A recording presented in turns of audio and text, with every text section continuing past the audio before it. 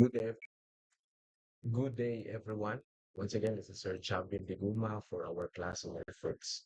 In this particular recorded presentation, I will be sharing to you the revised requirement for our course in ethics. So here are my 4 points to share to you, especially on the revision for the requirement of the course. So first is you will still do the translation of the 5-page handouts, and you will be submitting this on May 5 to 7. That will be roughly 3 weeks from now. Then please come here sa inyong pag-submit only when you have other reasons, no, in order for you to save money. For example, kung parang kay klase, you need May 5. So, anhi sa eskwelahan to attend the class or to do your other errands arin sa CPU, the same time, submit it individually. Meaning to say, you will not be giving your handouts to your class president. Instead, you will be the one to submit it in my room, okay, in my office. Then only those who submitted the translation notebook will be allowed to take the final exam. Take note of that.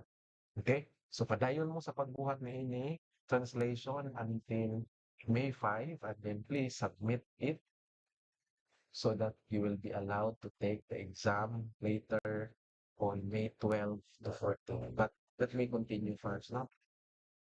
There are also students, no, nga wala pa na ako ang index card. For students whose index cards are not yet with me, especially on one particular section of UGI only, please provide a formal letter explaining why the index card is with you. And again, that letter must have a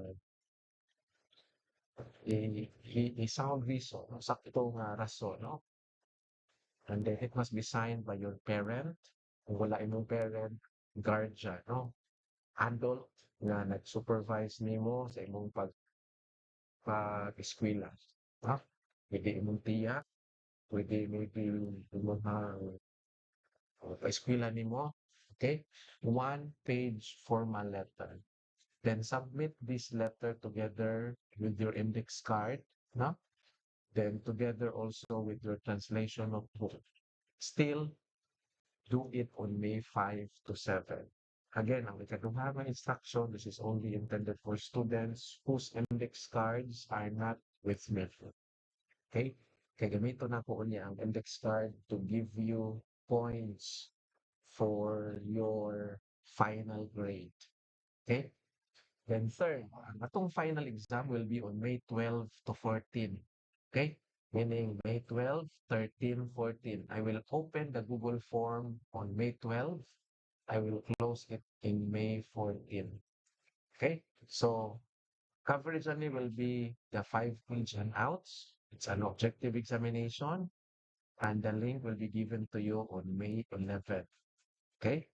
Yeah, strictly, this is only intended for those who submitted the translation of book. Makita man ako na, no, nga ni-submit ka, and then imurang name, imurang grado mo, ako ang kuhaon. Kung ni-take ka, wa pa ka nakasubmit sa translation notebook, you are not yet allowed, no, to take the exam. So, dili na nakukuhaon, patikon ti kabalik. I'll be crafting another exam for you sa mga dili ka submit sa translation notebook. Kumaliw lang, kung submit ta on May 5 to 7, okay? Then, it's a 50-item test. Passing is 40 and above. If makakuha ka less than 40, meaning to say 39 and below, retake the exam until May 14 until you pass the exam. And lastly, I will be recording, no, the presentation of our lecture of topics specialist katong wala pa na nako na record. Yeah, once ma-record nako na siya, mga kung pasensya no ko na-record tungod sa akong mga daghang trabaho uno, no. Pero once ma-record nako na, I will be providing it in our group chat. Okay? So Sa atong krisis ron nga na himamat to ang natagamtaman kung na-experience, I have to be humane also. So gitangtang nako itong ikaduha nga requirement, magpabili na lang ta aning duha, no? Translation of the 5-page handouts and the final examination on May 12th.